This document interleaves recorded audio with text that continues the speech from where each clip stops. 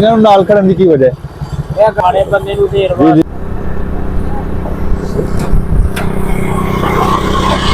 अस्सलाम वालेकुम। एक मिनट। अस्सलाम वालेकुम जी भाजी, क्या हाल है? सेहत भी ठीक है? किधर माशाल्लाह आ रहे ਇੱਥੇ ਹੀ चिमड़िया आ रहे ते बच्चे भी नाल सर्दी दे विच पिछे वेखो ना बच्चे तो ठरे ने।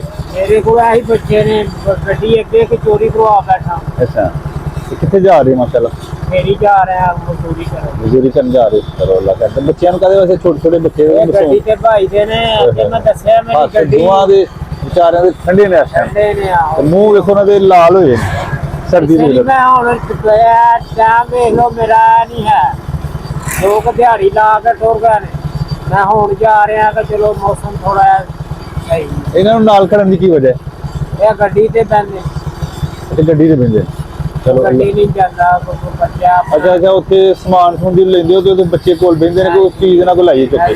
ਚਲੋ ਅੱਲਾਹ ਤਾਲਾ ਖੈਰ ਕਰੇ। ਕਾਹਦਾ ਕੰਮ ਸ਼ਮ ਕੀ ਕਰਦੇ? ਇਹ ਫੇਰੀ ਕਚਰਾ ਕੁਚਰਾ ਗੱਟਾ ਕਚਰਾ ਕੁਚਰਾ ਦਿੱਤਾ ਤੇ ਬੱਚਿਆਂ ਸੇ ਹਲਾਲੇ ਰਿਜ਼ਕ ਕਮਾਉਂਦੇ ਹੋ, ਮਿਹਨਤ ਕਰਦੇ ਹੋ। ਮਿਹਨਤ ਕਰਨ ਵਾਲਾ ਅੱਲਾਹ ਤਾਲਾ ਦਾ ਜ਼ਿਆਦਾ ਦੋਸਤ ਹੈ। ਮਿਹਨਤ ਕਰਨਾ ਫਰਜ਼ ਹੈ ਸਾਡਾ ਹੱਥ ਤੁਹਾਡੇ ਬੜੇ ਠੰਡੇ ਨੇ।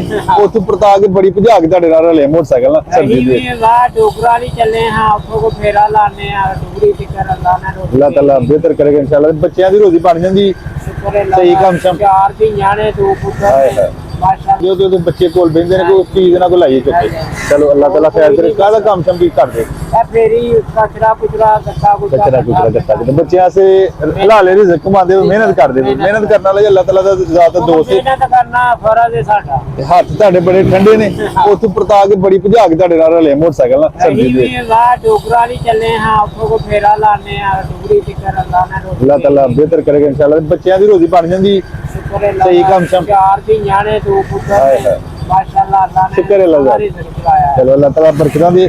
ਤੇ ਅੱਲਾਹ ਪਾਕ ਨੇ ਤੁਹਾਡੇ ਵਾਸਤੇ ਇੱਕ ਤੋਹਫਾ ਭੇਜਿਆ ਹੈ ਤੇ ਬੰਦਾ ਮੇਰਾ ਸਰਦੀ ਦੇ ਵਿੱਚ ਮਿਹਨਤ ਕਰਦਾ ਪਿਆ ਤੇ ਉਹਦੇ ਵਾਸਤੇ ਡਿਊਟੀਆਂ ਇਨਸਾਨ ਦੀ ਲਾਈਆਂ ਨੇ।